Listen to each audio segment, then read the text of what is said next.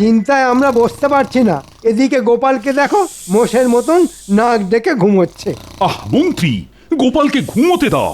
আরে না ঘুমোলে গোপালের বুদ্ধি খোলে না, আর গোপালের বুদ্ধি না খুললে এবারে কৃষ্ণনগরে দুর্গাপুজো হবে না যে। আর আমাদের সারা জীবন কারাগারে কাটাতে হবে। দূর, আপনারা একটু চুপ করুন তো। ঘরে গিন্নি আর এখানে আপনারা, আমাকে কেউ শান্তিতে ঘুমোতে দেয় না। গোপাল, তুমি তো নাক ডেকে ঘুমোচ্ছ, এদিকে আমাদের যে কি হচ্ছে সে তো আমরাই জানি। মহারাজ, আপনি একটু শান্ত হন। নবাব বাহাদুর আমাদের ডেকে এনে ফাঁদে ফেলেছেন, কিন্তু আমরাও কম যাই না। আমরা ফাঁদে পা দিয়েছি। এবার আগামী 3 দিন পেট ভরে খাবার দাবার খেয়ে সোজা ফাঁদ কেটে পালাবো। আর নবাব বাহাদুর আমাদের ছেড়ে দেবেন? অত সোজা নাকি? সোজা নয়, আবার কঠিনও নয়। হ্যাঁ, তা ঠিক। ইচ্ছে থাকলেই উপায় হয়। তখন আর কিছুই হীরের মতন শক্ত বলে মনে হয় না। কি বললেন বিজ্ঞানী? আমি বললাম হীরের মতো শক্ত বলে মনে হয় না, কারণ হীরে হলো শক্ত পদার্থ। তাই নাকি? কাঁচের থেকেও শক্ত? হ্যাঁ গোপাল, কাচের থেকেও শক্ত। বাহ বাহ বাহ, এটা আমাকে আগে বলবেন তো। কেন কেন? এবার দেখবেন গোপালের খেল। এবার বলুন তো মহারাজ, আসল হিরে চিনতে পারলে আপনি আমাকে কি দেবেন? হ্যাঁ, তুমি যদি সত্যি সত্যি আসল হিরে চিনে আমাদের এখান থেকে বার করতে পারো, তাহলে আমি তোমাকে পুরস্কার স্বরূপ 500 মোহর দেব গোপাল। আসছে পুজো, আসছে মা দুর্গা, সঙ্গে আসছে লক্ষ্মী, সরস্বতী, কার্তিক আর গণেশ। খসবে ট্যাঁকের কড়ি, হবে অনেক আনন্দ। এই মাসে পেয়েছিলাম যত বেতন তা সবই শেষ। তাও করবো না মুখ ভার, খাবো অনেক অনেক মিঠাই আর মন্ডা। করলে ভালো কাজ খুশি হবেন মহারাজ, দেবেন মোহর গন্ডা গন্ডা। লা লা লা, তাই তো আমার এত আনন্দ। তোমার মনে কিসের এত ফুর্তি শুনি? এদিকে সকাল গড়িয়ে বেলা হয়ে গেল। যাও বাজারে যাও, না হলে। না না গিন্নি, আমি যাচ্ছি, আমি যাচ্ছি, আমি যাচ্ছি। ওরে বাবা রে, পালাও পালাও। আমি যাচ্ছি। তুমি আমাকে ত্রিশূল দিয়ে বধ করো না। ত্রিশূল? কোথায় ত্রিশূল? বলি আমি কি মা দুর্গা নাকি? আমি ত্রিশূল পাবো কোথায়? সত্যি তো, কিন্তু আমি যে স্বপ্নে দেখলাম তুমি ত্রিশূল হাতে আমাকে তাড়া করেছো। দূর দূর, যত সব উল্টো পাল্টা স্বপ্ন। আচ্ছা গিন্নি ত্রিশূল পাবে কোথায়? না না, আমার আর ভয় নেই। এবার নিশ্চিন্তে ঘুমাই।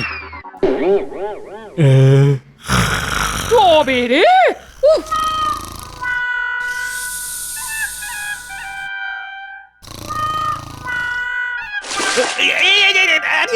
এইটা কি হলো?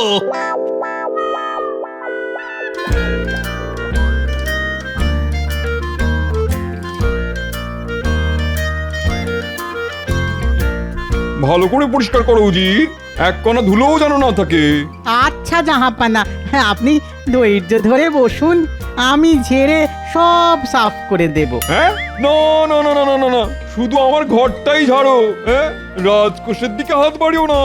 রাজকোষ ঝেড়ে সাফ করে দিলে আমি তোমার মাথায় যে কটা চুল আছে সব উপড়ে নেবো, এই বলে দিলাম। না না জাহাপানা, আমি ওই ঝাড়ার কথা বলিনি। আমি তো ধুলো ঝেড়ে পরিষ্কার করার কথা বলছিলাম আর কি।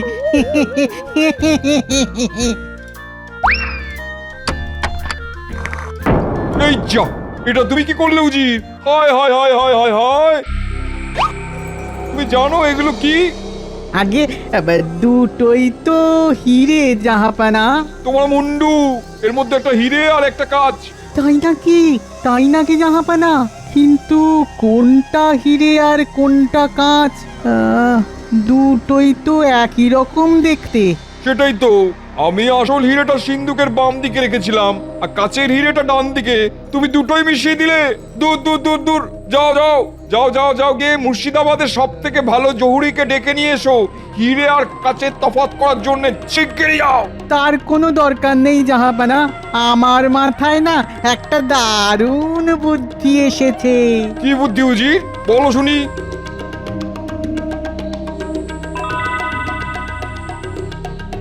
বাহ বাহ বাহ বাহ বাহ, এবার কৃষ্ণচন্দ্রকে আচ্ছা করে শায়েস্তা করবো।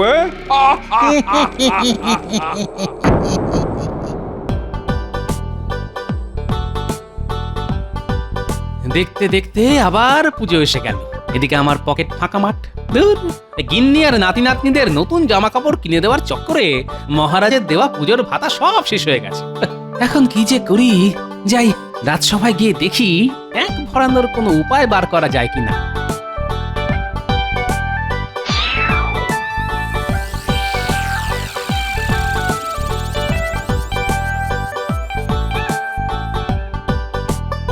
বাহ বাহ, এবারে ঠাকুর আগের বারের থেকেও বড় হয়েছে।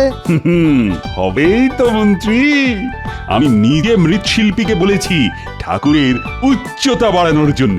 কৃষ্ণনগরে এবারও ধুমধাম করে দুর্গাপুজো হবে, সবাই হাঁ করে তাকিয়ে দেখবে। না মহারাজ, ঠাকুর যত বড়ই হোক আমি মুখ বন্ধ করেই দেখব। কেন কেন কেন এমন বলছো কেন? একবার একটা বিশাল বড় মৌচাক দেখে আমি হাঁ করে তাকিয়েছিলাম মৌচাকের দিকে। তারপর তারপর তারপর কি হলো? কি আবার হবে, দুটো মৌমাছি আমার মুখের মধ্যে ঢুকে জিভে রাম কামড় দিয়ে উড়ে গেল, আর আমার জিভ ফুলে ঢোল হয়ে গেল। কি ব্যাপার মহারাজ, এত হাসির কারণ কি? আরে হাসির কারণ তো আমাদের মন্ত্রী গো। আমার চাকরিটা গেল এবার। আমি গোপাল ভাঁড়, আমার কাজ লোক হাসানো, আর আমাদের মন্ত্রী মশাই কিনা আমার হয়ে লোক হাসাচ্ছেন। এ গোপাল, আমি লোক হাসাই আর লোক কাঁদাই, তাতে তোমার কি শুনি? আহা, তোমাদের এই সাপে নেউলে সম্পর্কটা কি কোনোদিনও ঠিক হবে না? তোমরা একে অপরকে দেখলেই তেলে বেগুনে জ্বলে ওঠো কেন বলো তো? কি করব বলুন মহারাজ, মন্ত্রী মশাইকে দেখতে না খানিকটা ওই কি বলে ওই সরু বেগুনের মতন, আর আমি হলাম গরম তেল। গরম তেলে বেগুন পড়লে যে বেগুন ভাজা হবেই মহারাজ। কি বললে? আমি বেগুন? তাহলে তুমি ফুলকপি, আপনি মূলো। তুমি তরমুজ। ওরে বাবা রে বাবা, আপনারা দেখছি রাজবাড়িতেই বাজার খুলে বসেছেন। বেগুন, ফুলকপি, মূলো, তরমুজ সবই আছে। ঠিক ঠিক বলেছ রানী। গোপাল আর মন্ত্রী দুজনের কেউই কম যায় না। নমস্কার মহারাজ, নবাব বাহাদুর আপনার জন্য এই চিঠিটা পাঠিয়েছেন। নবাব বাহাদুর আবার কি লিখেছেন? উনি আমাকে মুর্শিদাবাদে যেতে বলেছেন, আর সঙ্গে করে রাজসভার সব সদস্যদেরও নিয়ে আসতে লিখেছেন। নিশ্চয়ই উনি আমাদের বিরিয়ানি খাওয়াবেন। না না, বিরিয়ানি খাওয়ার জন্য চিঠি পাঠিয়ে ডাকার লোক তো উনি নন। এর মধ্যে কোনো গন্ডগোল আছে। কি জানি, তবে উনি যখন ডেকে পাঠিয়েছেন তখন যেতে তো আমাদের হবেই। মন্ত্রী, তুমি রাজসভার সব সদস্যদের জানিয়ে দাও, আমরা সবাই কাল সকাল সকাল মুর্শিদাবাদের উদ্দেশ্যে রওনা হব। আচ্ছা মহারাজ। সামনে দুর্গাপুজো, অনেক কাজ। আপনারা সবাই মুর্শিদাবাদে চলে গেলে এই দিকটা কে সামলাবে শুনি? আমরা খুব তাড়াতাড়ি ফিরে আসবো রানী, তুমি একদম চিন্তা করো না। এত তাড়াতাড়ি ফিরে আসতে কি উনি দেবেন? না না, আমার মন বলছে একটা না একটা গন্ডগোল উনি পাকাবেনই।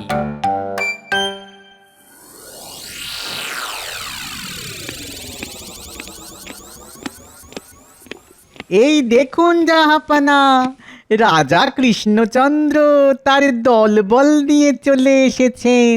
এসো কৃষ্ণচন্দ্র, এসো এসো। হঠাৎ জরুরি তলব, কি কারণ নবাব বাহাদুর? আছে আছে, কারণ আছে বলেই তো তোমাকে ডেকে পাঠিয়েছি। এই উজির, নিয়ে এসো। আজ্ঞে জাহাপানা।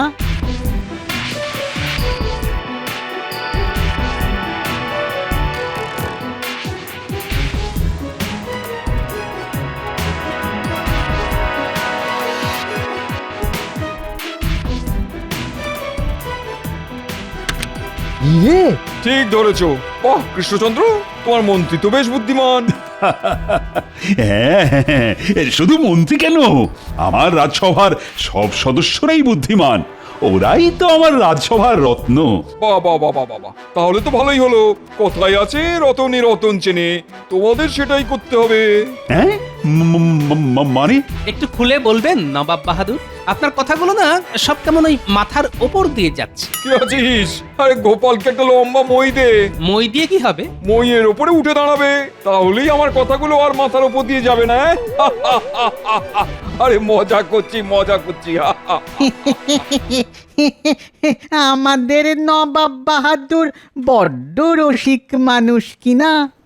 এবার বলুন তো নবাব বাহাদুর, কেন আমাদের ডেকে পাঠিয়েছেন? বললাম তো, রতনে রতন চেনে। এই সিন্ধুকে একটা আসল হিরে আছে আর একটা নকল হিরে। হিরেগুলো না ছুঁয়ে তোমাদের চিনতে হবে কোনটা আসল আর কোনটা নকল। হিরে না ছুঁয়ে? এ তো অসম্ভব কাজ। হিরে ছুঁয়ে না দেখলে বুঝবো কেমন করে কোনটা আসল আর কোনটা নকল? সত্যি তো, এ কাজ যে অসম্ভব। এই রে, এইবার বুঝেছি আমাদের ডেকে পাঠানোর কারণ। আমি আগেই বলেছিলাম মহারাজ, এবার নিন। না না না না না, এ কি করে সম্ভব? দুটোই তো একই রকম দেখতে। ছুঁয়ে পরীক্ষা না করলে কেউই বলতে পারবে না কোনটা আসল হিরে আর কোনটা নকল। আমি ওসব কিছু শুনতে চাই না কৃষ্ণচন্দ্র। তোমাদের হাতে 3 দিন সময়, তার মধ্যে আসল হিরে আর নকল হিরের পার্থক্য করতে না পারলে আমি তোমার রাজসভার সদস্যদের ধরে ধরে কারাগারে ঢুকিয়ে দেবো, এই বলে দিলাম।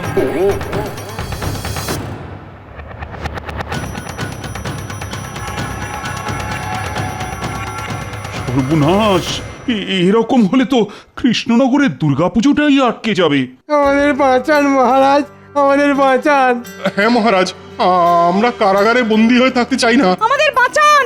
দুর্গাপুজোয় বছরে একবার সবাই কত আনন্দ করে, আর সেই দুর্গাপুজোই কিনা বন্ধ হয়ে যাবে। না না, আমি থাকতে এ কিছুতেই হতে পারে না। গোপাল, ও গোপাল, তাহলে তুমি ভেবেচিন্তে একটা উপায় বার করো না। হ্যাঁ গোপাল, তুমি আমাদের শেষ ভরসা। গোপাল, আমি আর কোনো দিন তোমার পিছনে লাগবো না। আমাদের বাঁচাও গোপাল, আমাদের বাঁচাও। চলুন, অনেকটা পথ ঘোড়ায় করে এসেছি, আগে একটু বিশ্রাম নিয়ে নিই, তারপর ঠান্ডা মাথায় চিন্তা করতে হবে কিভাবে না ছুঁয়ে আসল আর নকল হিরে চেনা যায়। কথায় আছে না, রতনে রতন চেনে, আর গোপাল ভাঁড়ও হলো গিয়ে খাঁটি রত্ন। কৃষ্ণনগরের দুর্গাপুজো বন্ধ হতে আমি কিছুতেই দেব না, এই আমি কথা দিলাম।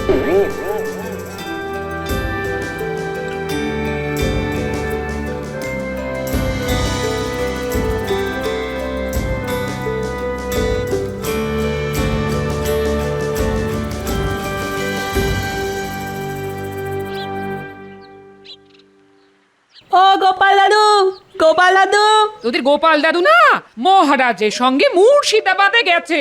হ্যাঁ মা, গোপাল দাদু যে আমাদের বলেছিল রাজবাড়িতে ঠাকুর করা দেখতে নিয়ে যাবে। চল চল, আমরা নিজেরাই যাই। গোপাল দাদু আজকাল সব ভুলে যায়। ওরে দাঁড়া রে দাঁড়া, এত তাড়া কিসে না? দাদু যখন বলেছে তখন তোদের ঠিক নিয়ে যাবে। আজকালের মধ্যেই তোদের দাদু কাজ মিটিয়ে এসে পড়বে খন। হ্যাঁ, তাহলে বরং আমরা দাদুর জন্য অপেক্ষাই করি। দাদু আসলে তবেই যাব।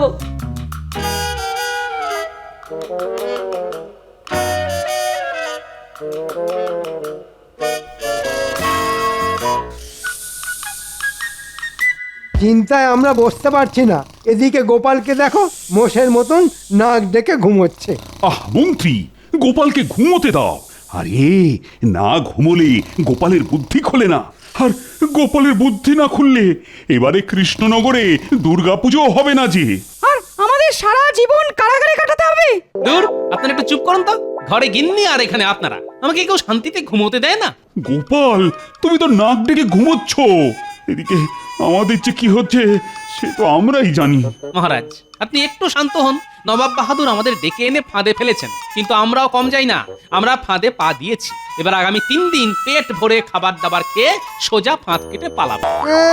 আর নবাব বাহাদুর আমাদের ছেড়ে দেবেন? অত সোজা নাকি? হ্যাঁ, সোজা নয়, আবার কঠিনও নয়। হ্যাঁ তা ঠিক, ইচ্ছে থাকলেই উপায় হয়। তখন আর কিছুই হীরের মতন শক্ত বলে মনে হয় না। কি বললেন বিজ্ঞানী? আমি বললাম হীরের মতো শক্ত বলে মনে হয় না, কারণ হীরে হলো শক্ত পদার্থ।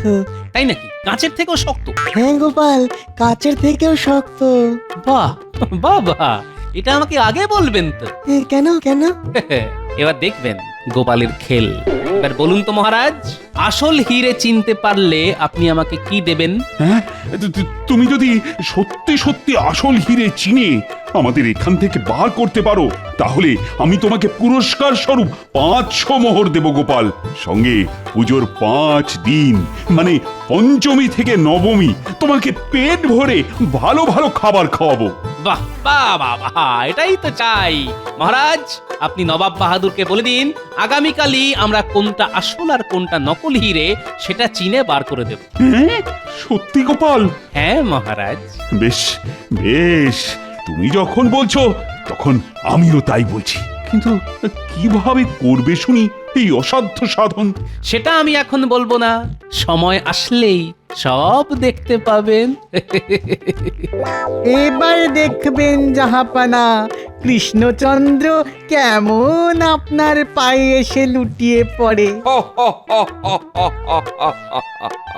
এবার কৃষ্ণচন্দ্রের পালানোর সব পথই বন্ধ। না না না না, পথ কি আর একটা নবাব বাহাদুর? রাজা কৃষ্ণচন্দ্র অন্যের দেখানো পথে হাঁটে না, বরং সে নিজেই নিজের পথ বানায়। মহারাজ ঠিক বলেছেন। খামোশ! সব কটাকে ধরে ধরে যখন কারাগারে ঢোকাবো তখন দেখবো কার মুখে কত হাসি থাকে। আগে আসল আর নকল হীরের তফাৎ করতে না পারলে আমাদের কারাবাস হবে, কিন্তু আমরা যদি কোনটা আসল আর কোনটা নকল হিরে সেটা বলে দিতে পারি তখন কি হবে সেটা তো আপনি বললেন না নবাব বাহাদুর। তোমরা যা চাইবে আমি তাই দেব। কিন্তু সেটা কোনোদিনও হবে না, এ আমি খুব ভালো করেই জানি। জহুরিও না ছুঁয়ে বলতে পারে না কোনটা আসল হিরে আর কোনটা নকল। তোমরা তো চুনোপুটি। কে চুনোপুটি আর কে রাঘবওয়াল সেটা তো আগামীকালই জানতে পারবেন আপনি নবাব বাহাদুর। আমাদের 3 দিন সময় চাই না। হ্যাঁ, আমরা কালই আপনাকে জানিয়ে দেব কোনটা আসল হিরে আর কোনটা নকল। তাই নাকি?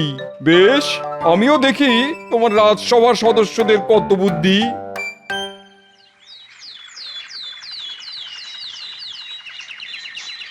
কি কৃষ্ণচন্দ্র, তোমরা তৈরি তো? আগে আমি তৈরি নবাব বাহাদুর। তা তোমাদের মধ্যে কে আসবে শুনি? আগে এই অধম গোপাল, তুমি কোনো চালাকি করবে না এই বলে দিলাম। আর হ্যাঁ, তুমি হীরের থেকে 2 হাত দূরে দাঁড়াবে। হীরে স্পর্শ করলেই আমি তোমাকে ধরে সোজা কারাগারে ঢুকিয়ে দেবো। আগে জো হুকুম। এই গোপাল, ওই দিকে কোথায় যাচ্ছ? আরে হিরে তো এই দিকে রাখা আছে। আসছি মহারাজ, একটু দাঁড়ান। মহারাজ, গোপাল আমাদের ফেলে পালিয়ে গেল না তো? চুপ, খালি উল্টো পাল্টা কথা। কি ব্যাপার কৃষ্ণচন্দ্র, গোপাল গেল কোথায়? আগে সেটাই তো। গোপাল, কোথায় গেলে তুমি? আগে আমি এসে গেছি। তোমার হাতে ওটা কি গোপাল? এটাই তো আসল। এই গোপাল, কি করতে চলেছো বলো তো? আমার তো তোমার মতিগতি ভালো ঠেকছে না। জয় মা দুর্গা। গোপাল পাগল হয়ে গেছে জাহাপানা, ওকে থামান। এই গোপাল, দাঁড়াও দাঁড়াও। কি তুমি হিরে ভেঙে 2 টুকরো করে দিলে গোপাল? এই গোপাল, আমি তোমাকে ছাড়বো না। কে আছো? গোপালকে কারাগারে ঢোকাও। দাঁড়ান দাঁড়ান দাঁড়ান, যেই হিরেটা ভেঙেছে সেটা আসল নয়। আসল হিরে হলো এইটা। কি প্রমাণ আছে এটা আসল? আগে হিরে হলো কাঁচের থেকেও শক্ত পদার্থ। আমার সামান্য পাথরের আঘাতে কাঁচ ভেঙে গেছে, কিন্তু এটা আসল হিরে, তাই এটা এখনো আস্ত আছে। এটাই প্রমাণ। আর আমার কথা বিশ্বাস না হলে জহুরিকে ডেকে পরীক্ষা করিয়ে নিন। উজির, ডাকো জহুরিকে।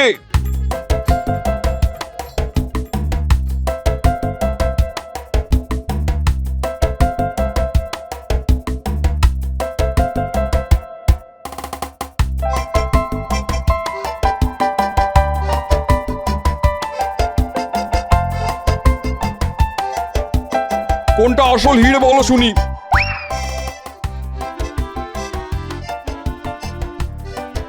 কথা হলো গিয়ে যেটা ভেঙে গেছে সেটা কাঁচ জাহাপনা, আর কথা হলো যেটা আস্ত রয়েছে সেটাই আসল হিরে। সাবাস সাবাস গোপাল, তুমি আমাদের বাঁচালে। গোপালের মাথায় এত বুদ্ধি যে গোপাল হিরে স্পর্শ না করেই বলে দিল কোনটা আসল আর কোনটা নকল। জয় গোপালের জয়। যাক, এইবারের মতন বেঁচে গেলাম আমরা। কৃষ্ণনগরে এবার দুর্গা পুজো হবে, আর হবে ধুমধাম করে। সাবাস গোপাল, আমিও আমার কথা রাখবো। আমি তোমাকে 500 মোহর পুরস্কার হিসেবে দেব। ধন্যবাদ মহারাজ, আর সঙ্গে এটাও। এটা কি হলো? এই হিরেটা আজ থেকে আমার। হুম, আমার বাড়ির আবদার পেয়েছে নাকি? আগে নবাব বাহাদুর নিজের মুখে বলেছিলেন, আসল হিরে আর নকল হিরে চিনতে পারলে আমরা যা চাইব উনি তাই দেবেন। সবার হয়ে আমি এই হিরেটা কৃষ্ণনগরে নিয়ে যেতে চাই নবাব বাহাদুর। হ্যাঁ, হিরেও গেল, সঙ্গে মান সম্মানও গেল। সব হয়েছে ওই উজিরের জন্য। খালি আমাকে উল্টো পাল্টা বুদ্ধি দেয়। তোমাকে আমি ছাড়বো না উজির। ওরে বাবা রে, পালাও পালাও! দাঁড়াও বলছি, দাঁড়াও দাঁড়াও, পালাবে না। এই উজির,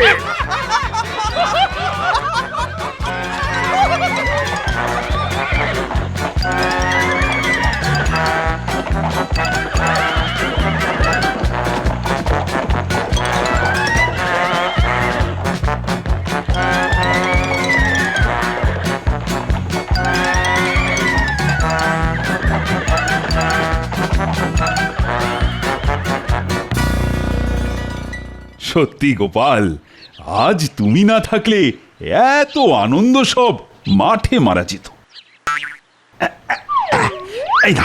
এই নাও তোমার 500 মোহর। আজ আজ গোপালের জন্য আমরা সবাই নিরাপদে ফিরে আসতে পেরেছি। ধন্য গোপাল, ধন্য। গোপাল, তুমি অনেক বুদ্ধিমান মানছি, কিন্তু আমিও কম যাই না বলে দিলাম। সে তো দেখতেই পেলাম, কেমন ভয়ে এক কোণে জড়ো হয়ে বসেছিলেন আপনি। আজ আর ঝগড়া নয়, আজ শুধুই আনন্দের দিন। আজ মায়ের চক্ষুদান হবে। কই হে, মায়ের চোখ আঁকার কাজ শুরু করো। আগে মহারাজ, আমরাও এসে গেছি গোপাল দাদু। আমরাও ঠাকুরের চোখ আঁকা দেখবো। দেখবি বই কি?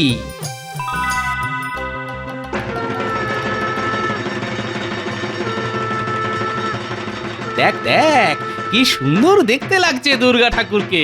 গোপাল না থাকলে এবারে দুর্গা পুজোটাই আটকে যেত। তাই আমি চাই পুজো উপলক্ষে কৃষ্ণনগরের প্রজাদের বস্ত্র বিতরণ করার অনুষ্ঠানটা গোপাল নিজে হাতে করুক। বাহ বাহ বাহ, এ তো খুব ভালো প্রস্তাব। গোপাল, শুনলে তো তোমাদের রানী মায়ের ইচ্ছে? আগে শুনলাম, তাই হবে রানীমা। আমি নিজে হাতে প্রজাদের মধ্যে বস্ত্র বিতরণ করব। সবাই খুব খুশি হবে। পুজোর কটা দিন অনেক হই হুল্লোড় হবে, অনেক আনন্দ হবে।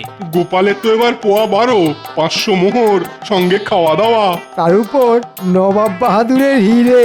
এবার গোপালের পুজোটা ভালোই কাটবে। হ্যাঁ, ওই যে কথায় আছে না, রতনে রতন চেনে। বুদ্ধির জোরে এক চুটকিতেই অনেক শক্ত কাজ সহজ করে ফেলা যায়। কত শক্ত কাজ গোপাল! এই যে এই হীরের মতন শক্ত।